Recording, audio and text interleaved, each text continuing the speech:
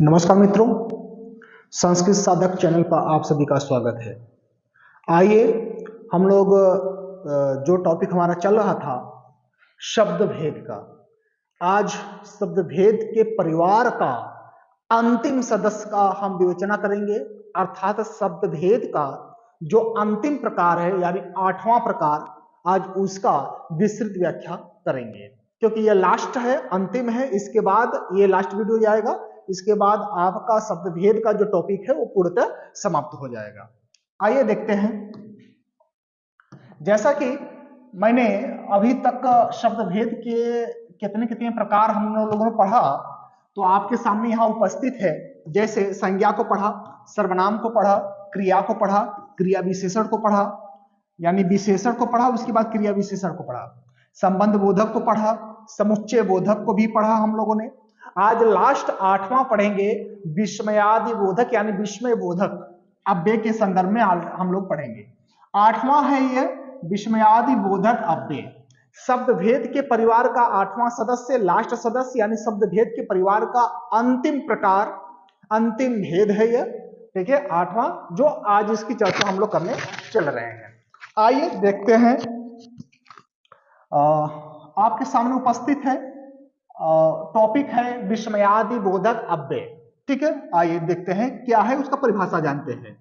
जो शब्द शोक, घृणा, आशीर्वाद, उत्साह इत्यादि का बोध कराए वह विस्मयादि बोधक अव्यय कहलाता है। जी, जो शब्द शोक, घृणा, उत्साह, ठीक है, आशीर्वाद इत्यादि का, इस तरह के भावों का बोध कराए, उनको हम विस्मयादि बोधक अव्यय कहते हैं। विस्मयादि बोधक जो शब्द होते हैं, उन शब्दों में विस्मयादि चिन्ह भी लगता है, विस्मय बोधक का चिन्ह भी लगता है। वह चिन्ह हमने आपको पढ़ाया है कि इस तरह से उस शब्दों के बाद लग जाता है। कोई शब्द विस्मयादि बोधक अगर शब्द होगा तो ऐसा चिन्ह लगेगा कि एक बड़ी रेखा, एक छोटी रेखा, इस तरह से लगता है, दंड चिन्ह यानी लगता है। अब इसमें क्या है कि इससे ये पता चलता है कि ये विस्मय बोधक चिन्ह है यानी शब्द है। चिन्ह की जितने भी चिन्ह होते हैं, किस किस कार्य होता है, क्या उनका काम है चिन्हों का, इसकी वीडियो हम पूर्व में आपको बनाकर दे चुके हैं चिन्हों का। उन सारे चिन्हों में से एक विस्मयादि बोधक चिन्ह होता है, विस्मय बोधक चिन्ह होता है, जो कि विस्मय बोधक शब्द के बाद लग जाता है।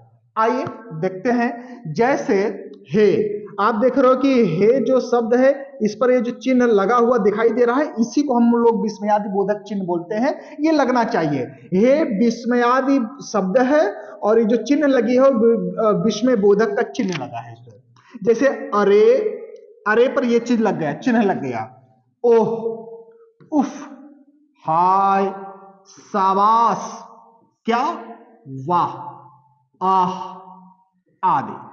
तो इन सभी चिन्हों में आप ध्यान दीजिएगा कि एक विस्मय बोधक का चिन्ह लगा हुआ है। इन सभी शब्दों में विस्मय बोधक का चिन्ह यहां पर आपको मिलेगा। ये चिन्ह होना चाहिए शब्दों के बाद। ये कोई शब्द हाय शब्द है, शब्द के बाद क्या लगा है, चिन्ह लगा है। शाबाश एक शब्द है, उसके बाद क्या लगे, विस्मय बोधक का चिन्ह लगा है।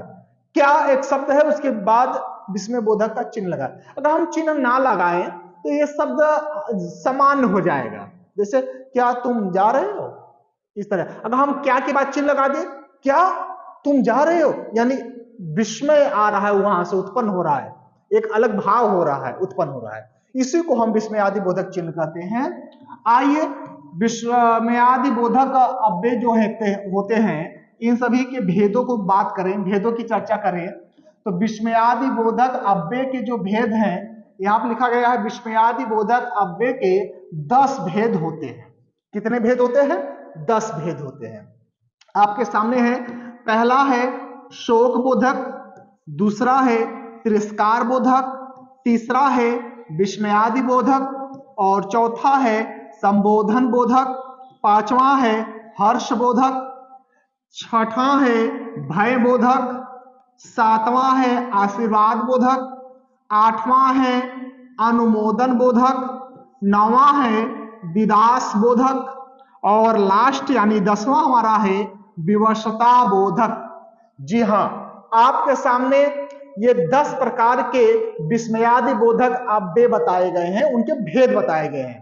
विस्मयादि बोधक अव्यय के ये 10 भेद आपके सामने उपस्थित हैं।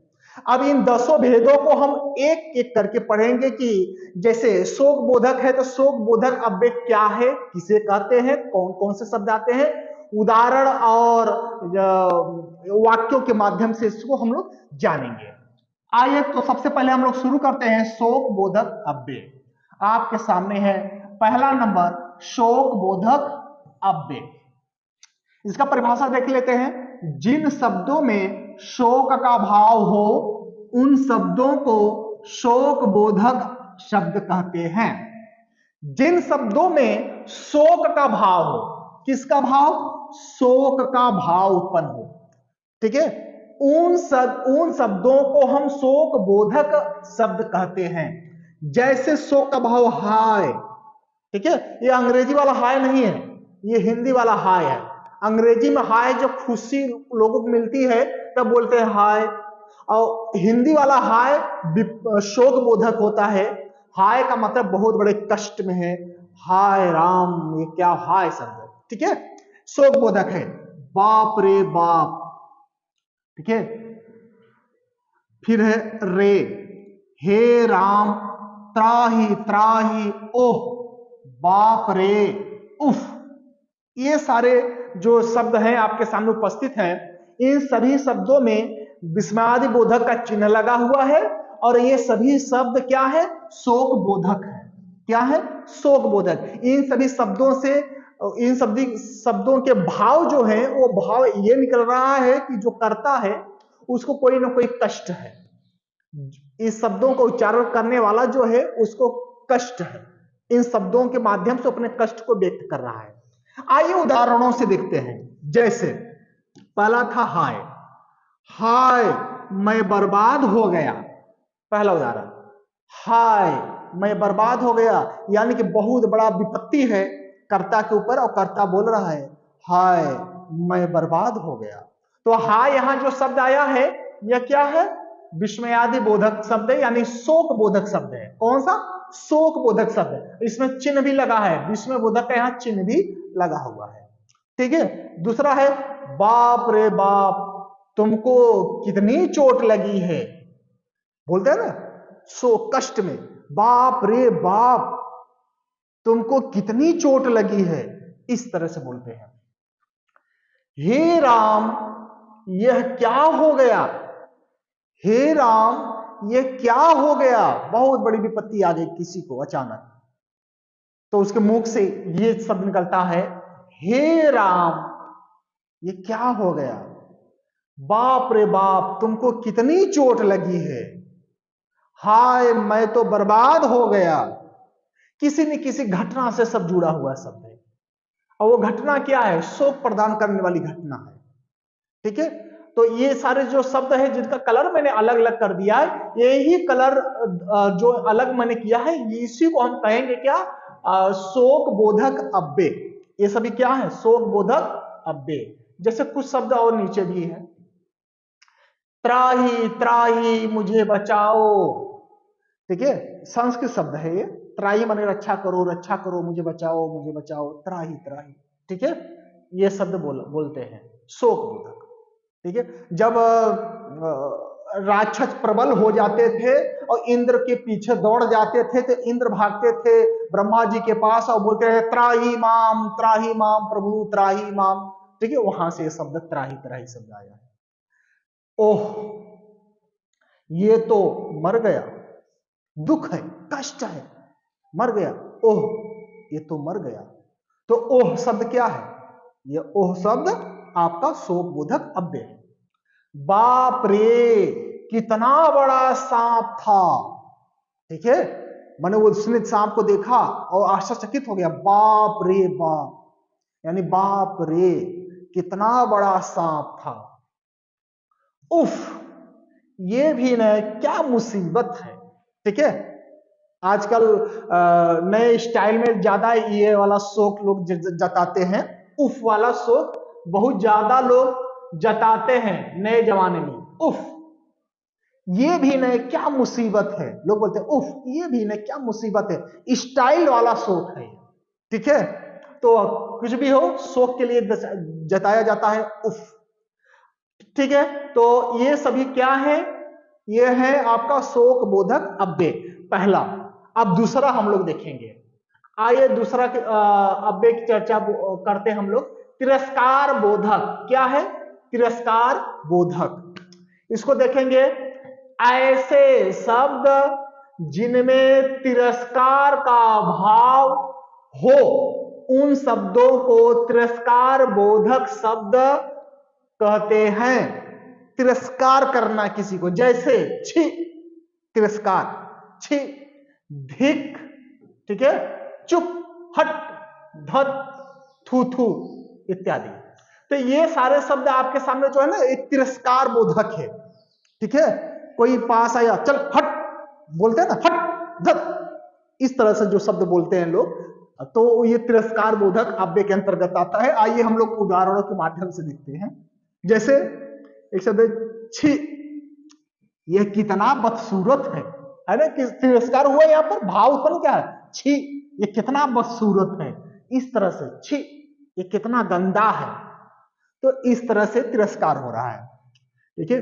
कोरोना के समय में त्राही त्राही मच गई, कोरोना के समय में क्या मच गई, त्राही त्राही। इसमें ये वाला जो वाक्य आया ना, ये तिरस्कार बोधक का नहीं है, ध्यान देना, ये आपका है शोक बोधक का।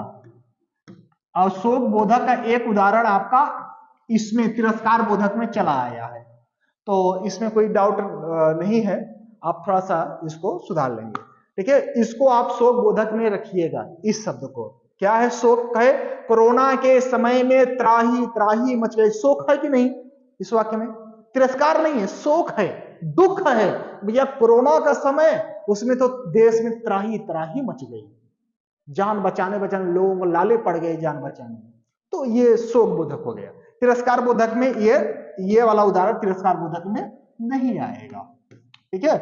जैसे तीसरा है चुप, बहुत बोलते हो, है ना, चुप, ये चुप वाला जो शब्द है यहां पर, ठीक है, चुप, बहुत बोलते हो, है ना, चुप, तुम बहुत बोलते हो, इस तरह से चुप बोला, तिरस्कार कर रहे हैं सामने वाले का।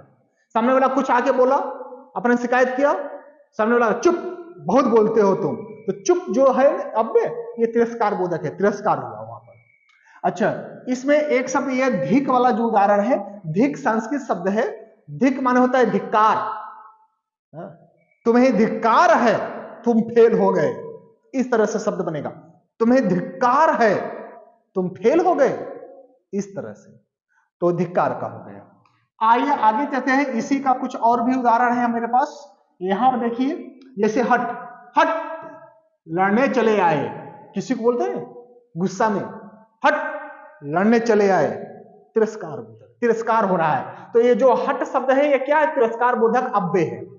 जैसे दत्त, बेवकूफ हो तुम, किसी को डांटते हैं ना, दत्त बेवकूफ हो तुम, इस तरह से।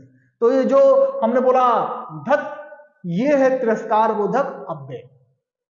जैसे थू थू हो रही है चारों तरफ तुम्हारी, थू थू हो रही है चारों तरफ तुम्हारी, तुमने इतना गलत का, तिरस्कार हो रहा है, तुमने इतना गलत काम किया, थू थू हो रही है चारों तरफ तुम्हारी। तो थू थू जो शब्द आया है ये तिरस्कार बोधक अव्यय है। आई होप आपको समझ में आ गया होगा तिरस्कार बोधक अव्यय। अब हम लोग तीसरा पढ़ेंगे, इसका तीसरा भेद है विस्मयादि बोधक अव्यय। क्या है, विस्मयादि बोधक अव्यय।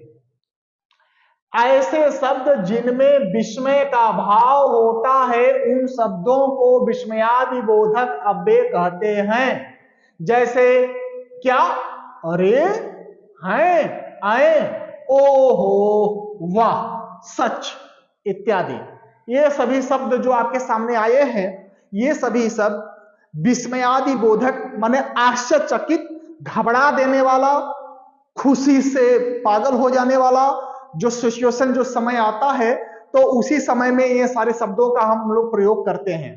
तो आइए इनको वाक्यों में प्रयोग करके देखते हैं। जैसे क्या माने एकाएक झटके में क्या मोहन बनारस चला गया। कोई आकर बोला कि अरे वो मोहन तो बनारस चला गया, तो घबरा, क्या मोहन बनारस चला गया। ठीक है, तो ये विस्मय आदि बोधक, विस्मय आश्चर्यचकित कर देने वाला शब्द है। तो क्या जो शब्द है ना, ये आपका विस्मय आदि बोधक अव्यय कहलाएगा। क्या, जैसे अरे ये कैसे हुआ, बोले अरे ये कैसे हुआ, तो अरे जो शब्द है ये विस्मयादि बोधक अव्यय है। ठीक, इसमें कुछ और भी उदाहरण है, देखिएगा। हैं, ये क्या है, जैसे आजकल लोग बोलते हैं ना, साउंड बोला कि है ये क्या है, ऐसे बोलते हैं। ठीक है, जैसे कोई चीज नया आ गया, वो अजीब सा हरकत कर रहा है, समझ में नहीं आ रहा है, तो कुछ लोग बोलते हैं ये क्या है। ठीक है, उस वाला है। ठीक है ना, इसको ध्यान देना, ये विस्मय में आता है ये। अच्छा, कुछ लोग बोलते हैं है नहीं बोलते, कुछ आए समझ में नहीं आ रहा है क्या कह रहे हैं, आए बोलते हैं। तो ये आए भी विस्मय बोधक में आ गया। हाए बोले चाहे आए बोले, दोनों विस्मय बोधक में जो एकाएक बोला जाता है, अचानक बोला जाता है। ठीक है, जैसे किसी के घर पर 3 पैर वाली बच्चियां जन्म ले ली, किसी कमी की वजह से, ग्रह के इत्यादि की कमी की वजह से 3 पैर वाली बच्चियां। ठीक है, एक गाय ने बछड़े को जन्म दिया, तो कुछ लोग बोलेंगे कि अरे उनकी गाय तो 3 पैर वाले बच्चियों को जन्म दिया। तो कुछ लोग आए 3 पैर वाले, ऐसे बोलेंगे। आए जो शब्द बोलते हैं ना, आए या आए, वो है विस्मयादि बोधक। जैसे ओहो तुम फिर आ गए, अक्सर बोलते हैं ओहो, माने परेशान करके रख दिया, इसलिए बोलते हैं ओहो तुम फिर आ गए। तो ओहो विस्मय बोधक, क्या है, विस्मय बोधक। बोलते वाह तुमने तो बहुत अच्छा खाना बनाया, वाह तुमने तो बहुत अच्छा खाना बनाया। जो यहां पर जो वाह शब्द बोला गया, ये है विस्मयादि बोधक अव्यय। जैसे सच मैं पास हो गया, कोई आपको सूचना दिया, आपकी रिजल्ट बोर्ड की आ गई, आपकी रिजल्ट पुलिस की आ गई, आपकी रिजल्ट लेखपाल की या किसी की रिजल्ट आ गया, कोई आपका मित्र फोन कर अरे तुम पास हो गए, बोले सच मैं पास हो गया। इस तरह से जो झटके में उनके मुंह से सच शब्द निकलता है, ये विस्मयादि बोधक अव्यय कहलाता है। चलिए, मुझे लगता है कि आपको अब समझ में आ गया होगा। आगे हम लोग चौथा पढ़ेंगे, संबोधन बोधक। संबोधन बोधक अव्यय। अच्छा, संबोधन बोधक जो होता है किसी को संबोधित करने के लिए, किसी को जैसे कोई जा रहा है, भाई साहब सुनिए, हेलो, इस तरह से संबोधन, किसी को संबोधित करने के लिए, पुकारने के लिए, किसी को बुलाने के लिए, संबोधन का मतलब यही होता है। तो ये वाला जो अव्यय है, जैसे इसका हम परिभाषा देखें कि ऐसे शब्द जिनमें संबोधन का भाव आता हो, उन शब्दों को संबंध बोधक शब्द कहते हैं। संबंध बोधक शब्द कहते हैं, यानी ये संबंध बोधक एक तरह का अव्यय है। जैसे इसमें कौन कौन से अव्यय आते हैं, अजी संबोधन, किसी को बुलाते हैं अजी, ओ, अरे, हेलो, ऐ इत्यादि।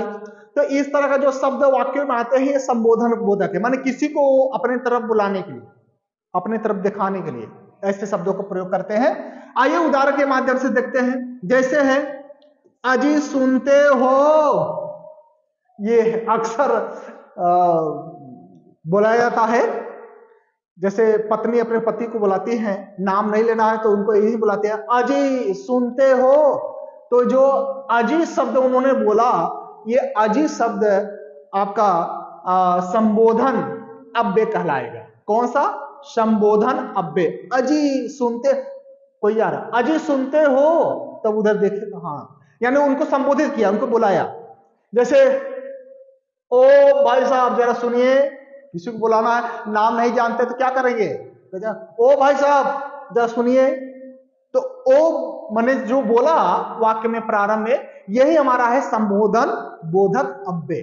जैसे अरे तुम इधर आओ, अरे तुम इधर आओ, ऐसे बुलाते ना, अरे तुम इधर आओ, अरे शब्द बुलाया, ये संबोधन बोधक अव्यय कहलाया। जैसे अंग्रेजी में कुछ लोग बोलते हैं आजकल, हेलो अपना सामान तो लेते जाओ। कोई अपना सामान छोड़ के जा रहा है, बोला है हेलो भाई साहब अपना सामान तो लेते जाओ। हेलो क्या नाम है आपका? तो हेलो, हेलो बहुत ज्यादा लोग बोलते हैं आजकल। तो बहुत सारे शब्द आप वाक्य बना सकते हैं हेलो को लेकर। तो हेलो क्या है? ये हेलो संबोधन बोधक अव्यय है। जैसे आए इधर आओ, बोलते आए इधर आओ, पहले तो जोर से बुलाएंगे आए, तब वो ताकेगा आपकी तरफ, देखेगा आपकी तरफ, इधर आओ। आए शब्द बोला मैंने, आए इधर आओ। तो आए क्या है? संबोधन, संबोधित किया उसको आए से। अब उसने वो आए क्या कहलाएगा? संबोधन बोधक अव्यय, वो अव्यय। ठीक है, ये भी आपको समझ में आ गया। आइए पांचवा हम लोग पढ़ते हैं। पांचवा क्या है भाई? हर्षबोधक, हर्षबोधक अव्यय। आइए इसका परिभाषा देखते हैं। ऐसे शब्द जिनमें हर्ष उल्लास का भाव आता हो उन शब्दों को हर्षबोधक शब्द कहते हैं। ऐसे शब्द जो खुशी से, खुशी आता हो, उसमें बड़ा उत्साह आता हो, ऐसे शब्दों से अगर हम कुछ शब्द बोलते हैं तो वाक्यों में, तो वह हमारा अव्यय हर्षबोधक अव्यय कहलाएगा। जैसे उदाहरण जैसे हम देखते हैं, जैसे वाह वाह, खुशी से वाह वाह।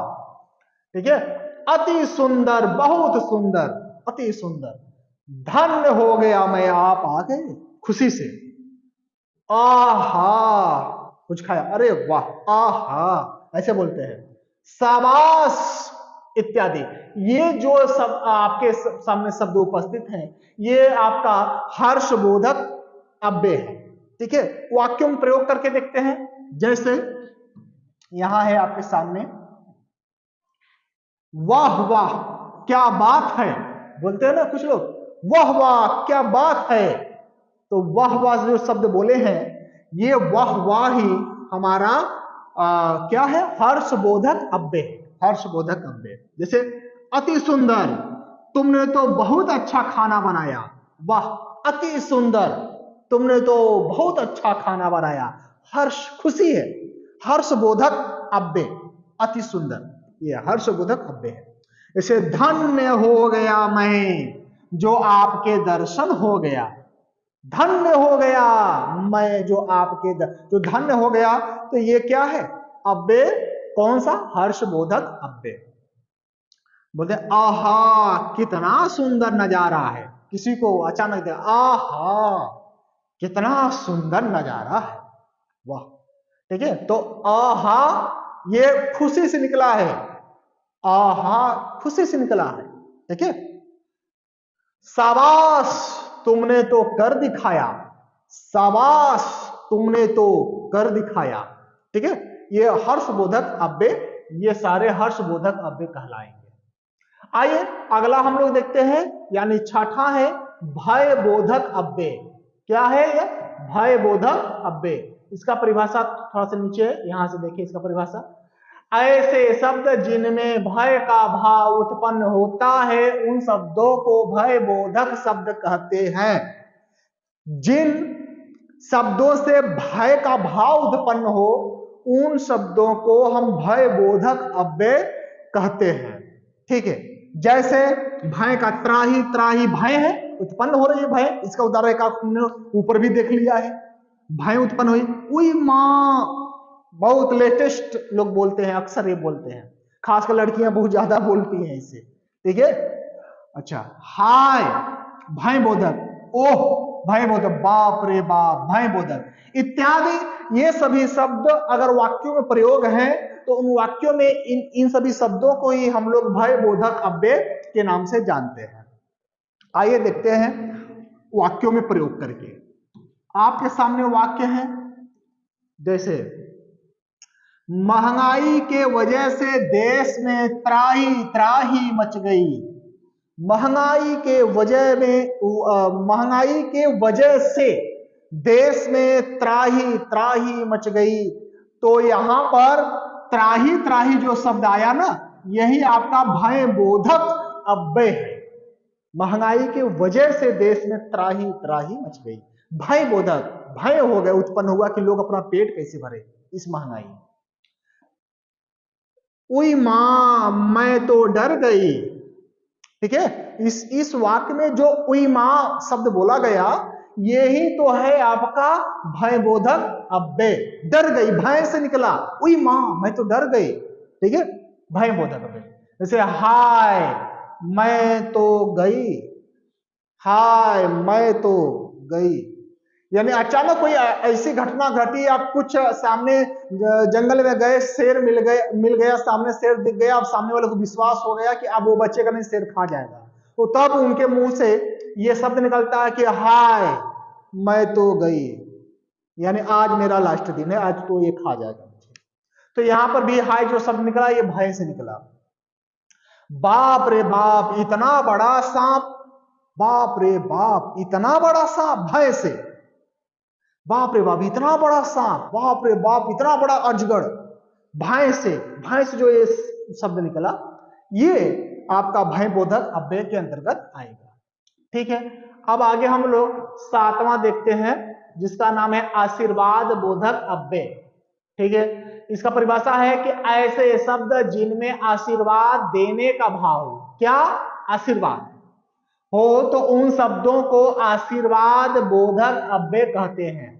ऐसे शब्द जिनमें आशीर्वाद देने का भाव उत्पन्न हो, तो उन शब्दों को आशीर्वाद बोधक अव्यय हम कहेंगे।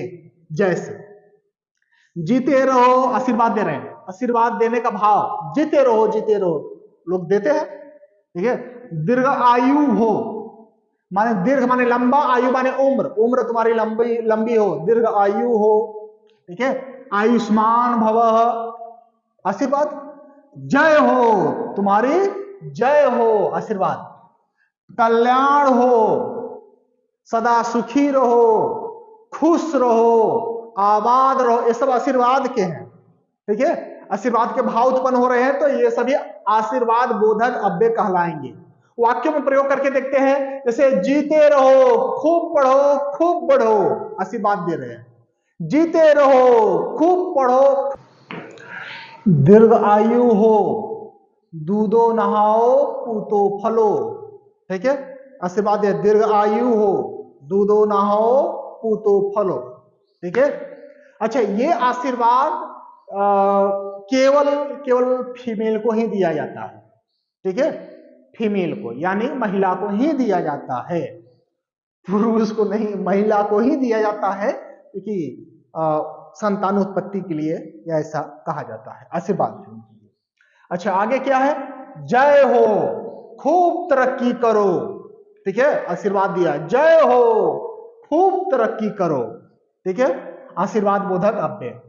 कल्याण हो, खूब आगे बढ़ो, आशीर्वाद, कल्याण हो तुम्हारी, खूब आगे बढ़ो। भाव आ रहा है, आशीर्वाद देने का भाव आ रहा है, तो ये आशीर्वादात्मक बोधक अव्यय है, आशीर्वाद बोधक अव्यय ये कहलाएगा।